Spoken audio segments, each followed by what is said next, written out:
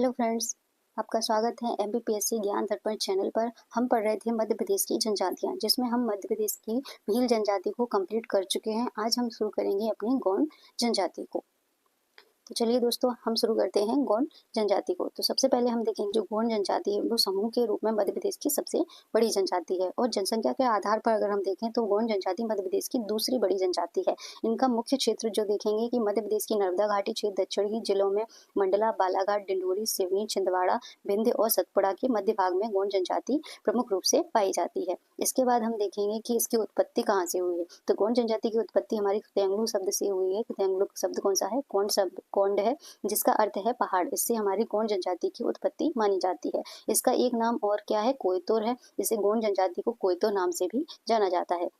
इसके बाद हम इनका देखेंगे कि प्रमुख व्यक्तित्व, इनके प्रमुख कौन कौन से व्यक्ति हैं जो गौंड जनजाति से संबंध रखते हैं। तो पहले हमारे हीरा सिंह मकराम, जो गौंड समाज के प्रमुख राजनीतिज्ञ थे। इन्होंने गोंडवाना गणतंत्र पार्टी का गठन किया था। 28 अक्टूबर 2020 में इनकी मृत्यु हो गई थी। अगले हैं हमारे शहीद बादल भोई, जो जल जंगल जमीन के आंदोलन से जुड़े हुए थे। गांधीवादी स्वतंत्रता सेनानी कहा जाता है इनको, और इनके नाम से एक बादल भोई संग्रहालय बना हुआ है, जो कहाँ पर है? अपने भोपाल में है, जिसे आदिवासी संग्रहालय भी कहा जाता है। इसके बाद हम अगले देखेंगे, अगला व्यक्तित्व हमारी रानी दुर्गावती। रानी दुर्गावती का जन्म 1524 में हुआ था और मृत्यु इनकी 24 जून 1564 में हुई थी। 24 जून को किस नाम से मनाया जाता है? गौंड शहीदी दिवस के नाम से मनाया जाता है। इनकी समाधि हमें जबलपुर के बरेला नरई नारायण में देखने को मिलती है। इसके बाद इनके हाथी का नाम क्या है? श्रवण इनके हाथी का नाम है, और इनके सेनापति का नाम क्या है? आधार सिंह।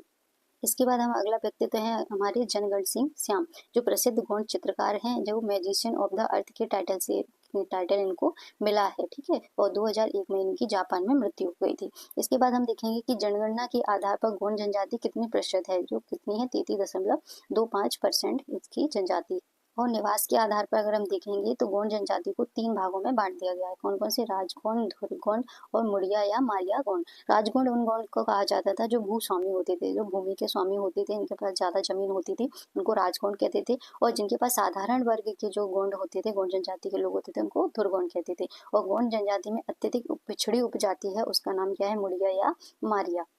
इसके बाद हम देखेंगे कि व्यवसाय के आधार पर गौंड जनजाति की कौन कौन सी उपजातियां हैं। व्यवसाय के आधार पर मुकद्दम पहले, जो इसको गोठिया भी कहा जाता था, इसको कहते थे मुखिया। जो गौंड पंचायत का जो मुखिया होता था उसको क्या कहा जाता था? मुकद्दम कहा जाता था। इसके बाद है ओझा। ओझा कौन होते थे? जो तांत्रिक और पंडिताई का काम करते थे, उनको ओझा कहा जाता था। सुलहास, जो बढ़ईगिरी का काम करते थे, उनको सुलहास कहा जाता था। अगरिया, जो लोहे का काम करने वाले होते थे, उनको अगरिया कहते थे।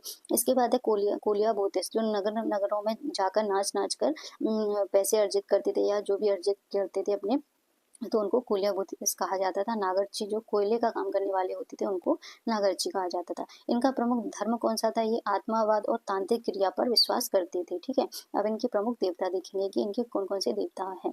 इनके प्रमुख देवता हैं बूढ़ा देव, दूल्हा देव और ठाकुर देव। जो ठाकुर देव थे वो कौन थे? भूमि के देवता कहा जाता था। इनकी प्रमुख चित्रकारी है जिसका नाम है नौ डोरा चित्र। गौंडों का प्रचलित चित्र है जो दीवारों पर बनाया जाता है, और इसको अनुष्ठानिक चित्र भी कहा जाता है।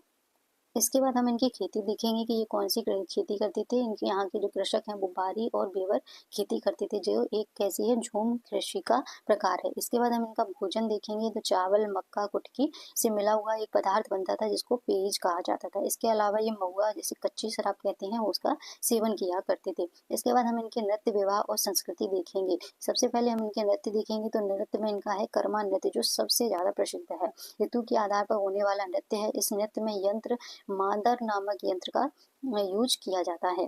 कर्मा के अलावा और भी नृत्य जैसे सैला, बड़ौनी, एवालतुई, साजन सजनी, जो पहला प्रधान नृत्य होता था, इसको बोलते थे साजन सजनी नृत्य। इसके अलावा है खहुल पाटा। खहुल पाटा क्या है? मृत्यु ज्ञान है या मृत्यु नृत्य है। जो किसी की मृत्यु हो जाती है गौंड जनजाति में, तब यहाँ पर खहुल पाटा नामक नृत्य किया जाता है। इसके बाद हम इनके त्योहार देखेंगे कि इस जनजाति में कौन कौन से त्योहार मनाए जाते हैं।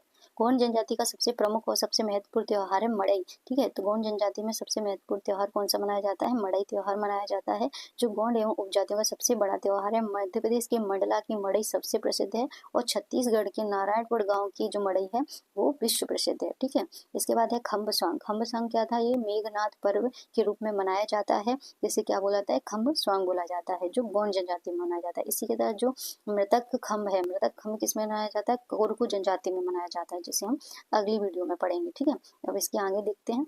आगे हम इनके विवाह देखेंगे कि इनमें कौन कौन से विवाह किए जाते हैं। इनके विवाह है विधवा विवाह, वधू विवाह और समगोत्री विवाह।